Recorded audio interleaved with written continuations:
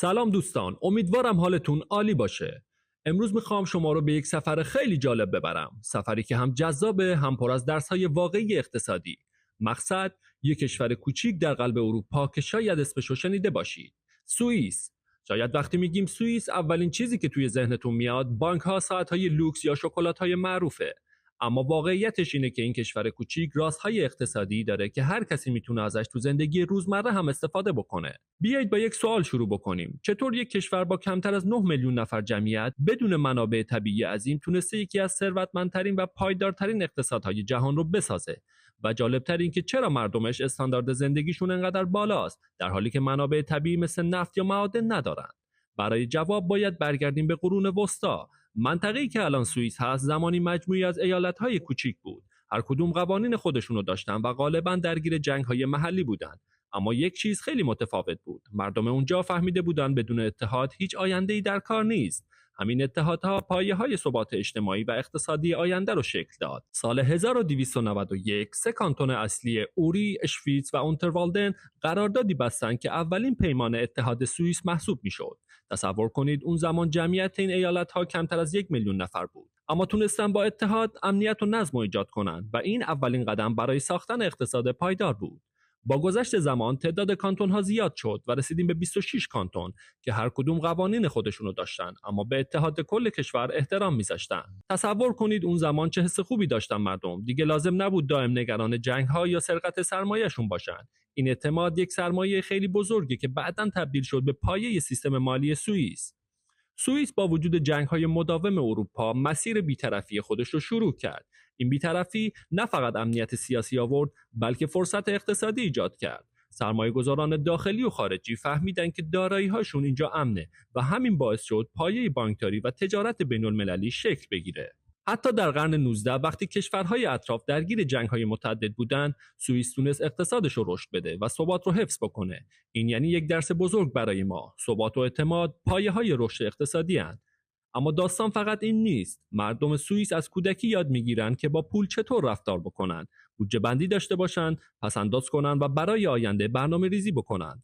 تصور کنید یک کودک ایرانی هم همین آموزش رو داشته باشه. اگه همین امروز یاد بگیره حتی 10% از درآمدش رو پس‌انداز بکنه و در یک سرمایه‌گذاری امن قرار بده، 10 سال بعد چه نتیجه‌ای میتونه بگیره؟ این یعنی تفاوت بین رشد مالی و صرفاً پول خرج کردن. همین آموزش مالی همراه با فرهنگ نظم و مسئولیت پذیری باعث شد که مردم اعتماد داشته باشند. دولت کارآمد عمل بکند و اقتصاد پایدار شکل بگیره. حتی حالا بدهی عمومی سوئیس کمتر از 40% GDP است و این یعنی دولت منابعش رو به شکل هوشمندانه مدیریت میکنه. تا اینجا متوجه شدیم که رمز موفقیت سوئیس فقط بانک‌ها و ساعت‌ها نیستند، بلکه اتحاد، اعتماد، نظم اجتماعی و آموزش مالی هم هست و همه اینها داستانی است از قرون وسطا که تا امروز ادامه دارد.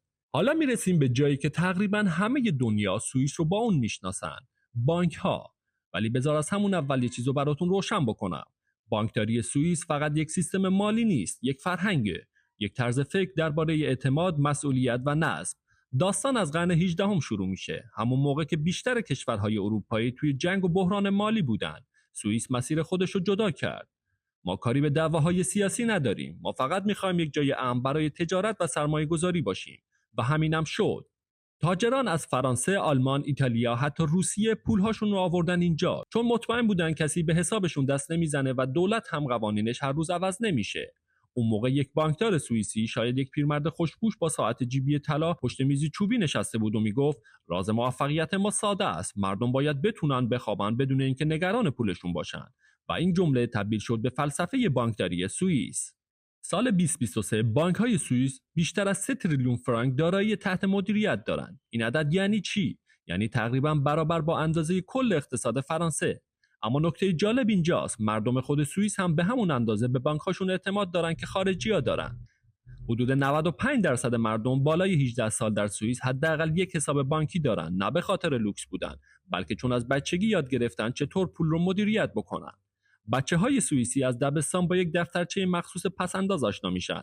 هر هفته یک مبلغ کوچیک از پول تو جیبشون رو توش می‌نویسن. بعضی از بانک‌ها حتی مسابقه‌های آموزشی دارن برای بچه‌ها تا یاد بگیرن چطور برای هدفی خاص مثل خرید دوچرخه یا سفر پس‌انداز بکنن.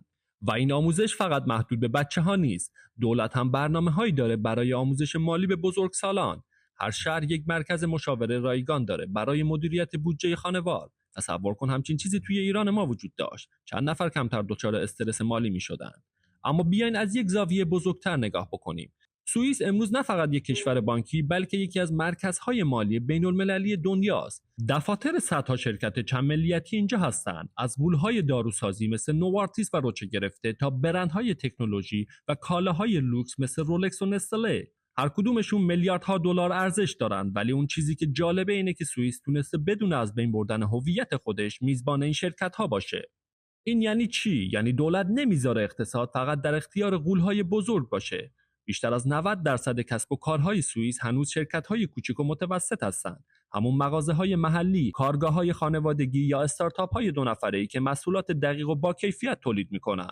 این ترکیب غول‌های بین‌المللی و شرکت‌های کوچیک اقتصاد رو هم قدرتمندتر کرده، هم انعطاف‌پذیرتر. فرض کن یک ساعت ساز در ژنو کار میکنه که فقط ماهی 10 تا ساعت تولید میکنه. هر ساعت شاید 20,000 دلار قیمت داره. اون آدم ممکنه خودش با 2 تا شاگردش کار بکنه، اما تمرکزش روی کیفیت، دقت و اعتبار برندشه. این یعنی فلسفه اقتصاد سوئیس، تولید کم ولی با کیفیت و اعتماد بالا بین فروشنده و خریدار. حالا بریم سراغ سبک زندگی مردم سوئیس. برخلاف تصور، مردم سوئیس اونقدرها هم ولخرج نیستن. درآمد متوسطشون بالاست، بله، حدود 75,000 دلار در سال، ولی خرج کردنشون کنترل شده است. یعنی مردم اونجا از خریدهای بی هدف لذت نمیبرن، بلکه از ثبات لذت میبرن، از اینکه بدونن آخر ماه حسابشون منفی نمیشه.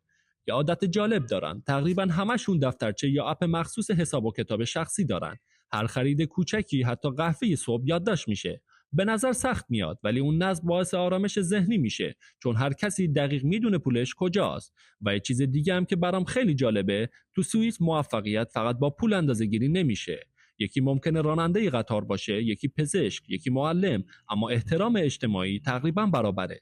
چون سیستم مالی و اجتماعیشون طوری طراحی شده که فاصله طبقاتی خیلی زیاد نیست. مالیات به صورت تصاعدی حساب میشه، خدمات عمومی قویه و همه حس میکنن سهمی از نظم و رفاه کشور دارن. و حالا اگه بخوایم یه مقایسه کوچیک داشته باشیم، سوئیس رو با آمریکا یا موناکو مقایسه بکنیم. آمریکا اقتصادش بزرگه، قدرت نوآوری داره، اما شکاف طبقاتی خیلی زیاده. ثروتمندها خیلی ثروتمندن، فقرا فقیرن. موناکو یک کشور لوکس فقط برای ثروتمنداست، اما اونجا زندگی عادی برای قشر متوسط تقریبا غیر ممکنه. در مقابل سوئیس یه تعادل نادر داره، هم ثروتمنده، هم عدالت اجتماعی تا حد زیادی حفظ شده. و اینجاست که معنی واقعی کشور ثروتمند عادل رو میفهمیم، چون ثروت فقط عدد حساب بانکی نیست، آرامش، اعتماد، تداومه. سوئیس به ما نشون میده که موفقیت اقتصادی با نظم، آموزش و اعتماد اجتماعی شروع میشه، نه با منابع طبیعی یا شعارهای بزرگ. و اگه بخوایم خلاصه بگیم، راز ثروت سوئیس نه تو بانک هاست، نه تو ساعت ها، توی ذهن مردمشه. توی اون حس احترام به قانون، مسئولیت پذیری و باور به اینکه رشد شخصی فقط وقتی معنا داره که جامعت هم رشد بکنه. و خب این همون درسیه که ما میتونیم ازش استفاده بکنیم، چه تو کار، چه تو زندگی شخصی، چه تو سرمایه گذاری، چون نظم و ثبات همیشه بیشتر از شانس نتیجه میده. اگه بخوام یک تصویر از سوئیس تو ذهنت بسازم، دقیقاً اینجوریه. یه خیابون سنگ فرش شده با کافه های کوچیک و منظم، بوی قهوه تازه، یه قطار که دقیق سر دقیقه وای میسه و آدم هایی که نه عجله دارن نه استرس. همه چیز با ریتم خاصی در جریانه، مثل یک ساعت رولکس. و خب این فقط ظاهر قضیه نیست، این یک نوع ذهنیته. ذهنیت سوئیسی یعنی باور به نظم، دقت و ثبات.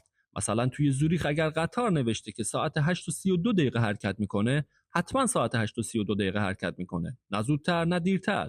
و نکته جالب اینه که اگر یک بار دیر کنه، فرداش روزنامه ها دربارش می‌نویسن، چون مردم سوئیس به وقت و برنامه مثل یک سرمایه ملی نگاه میکنن. ولی سوال اینجاست، این نظم از کجا اومده؟ داستانش به دوران قرون وسطا برمیگرده.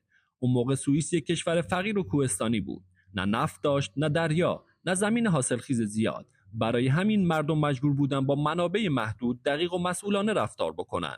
یعنی یاد گرفتن که اگر یک جامعه بخواد زنده بمونه، باید همه با هم منظم باشن، نه فقط برای خودشون، بلکه برای کل کشور. همین طرز فکر باعث شد سوئیس به یک کشور بی‌طرف تبدیل بشه. از قرن 19 تا امروز تقریباً تو هیچ جنگی شرکت نکرده، نه به خاطر ترس، بلکه چون فهمیدن جنگ یعنی بی‌نظمی، یعنی ناامنی برای اقتصاد.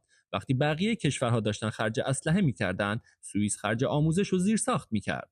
جالبه بدونی سوئیس یکی از معدود کشورهایی بود که در جنگ جهانی دوم با وجود اینکه وسط اروپا بود درگیر نشد.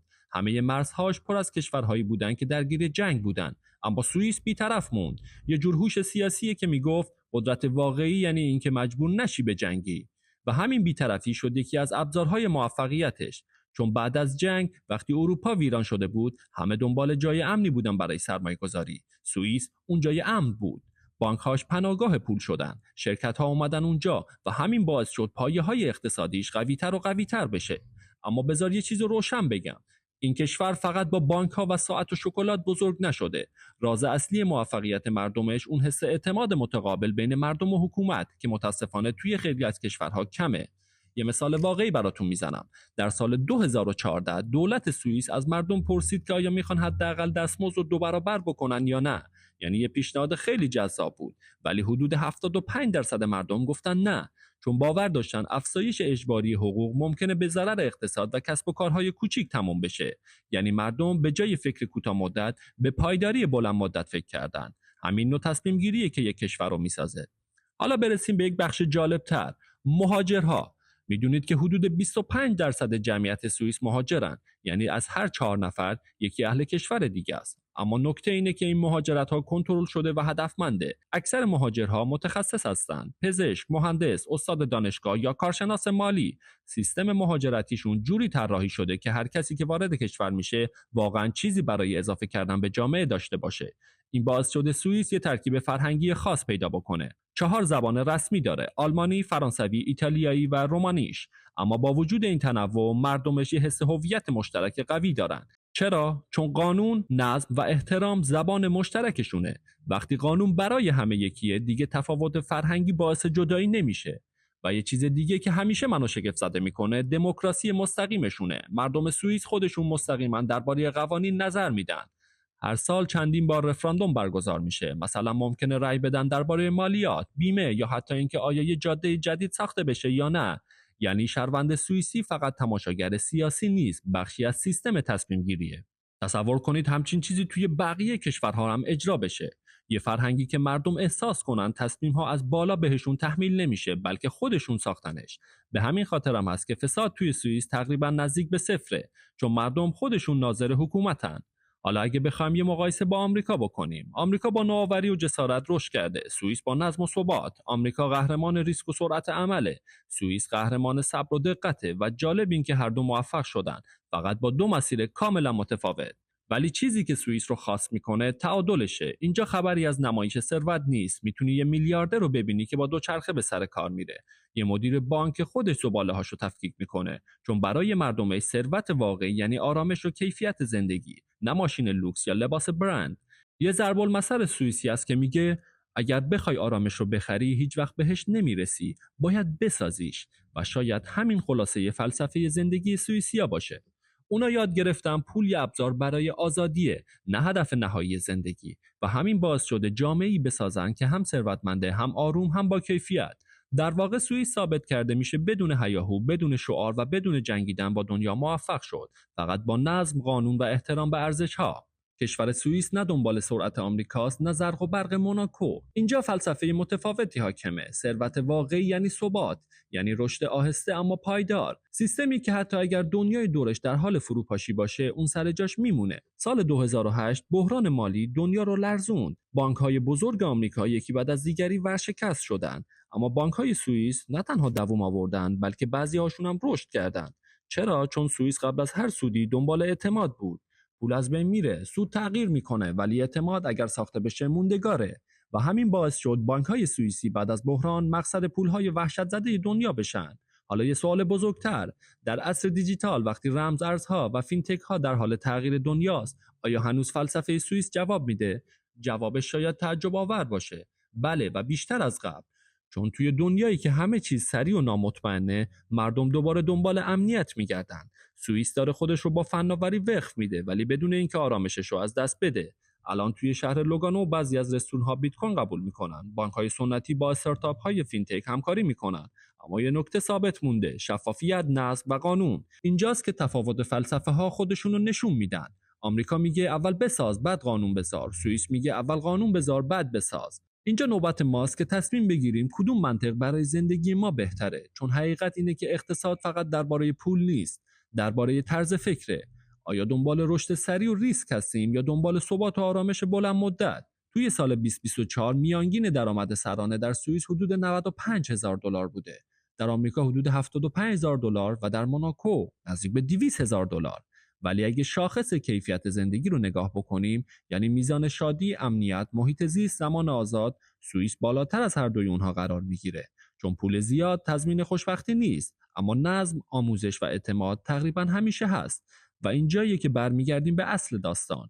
پول از روز اولی که اختراع شد فقط یک ابزار بوده، یک وسیله برای تسهیل اعتماد بین انسانها، و هرچی جامعه‌ای تونست اون اعتماد رو بهتر بسازه موفق‌تر شده. از سکه‌های طلا در امپراتوری روم گرفته تا دلار آمریکا و حساب‌های بانکی زوریخ، داستان پول در اصل داستان اعتماد انسان هاست. اگر امروز از من بپرسن آینده پول چیه، میگم آینده متعلق به اون کشورها و آدم‌هایی که بتونن اعتماد دیجیتال بسازن. چیزی شبیه فلسفه سوئیس ولی در قالب فناوری، جایی که شفافیت، امنیت و حریم شخصی هنوز هم مهم باشه، حتی در دنیای رمز ارزها.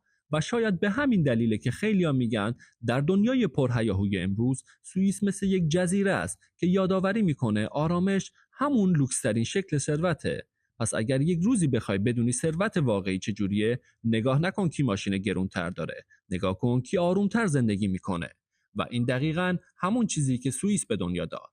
مرسی که تا آخر این سفر با من بودید. اگر از این نوع ویدیوها خوشتون میاد حتما لایک کنید و بنویسید دوست دارید قسمت بعد درباره کدوم کشور یا موضوع اقتصادی صحبت بکنیم. شاید درباره ژاپن و فلسفه کاریش یا دبی و اقتصاد نمایشیش. تا اپیزود بعدی، خدا نگهدار.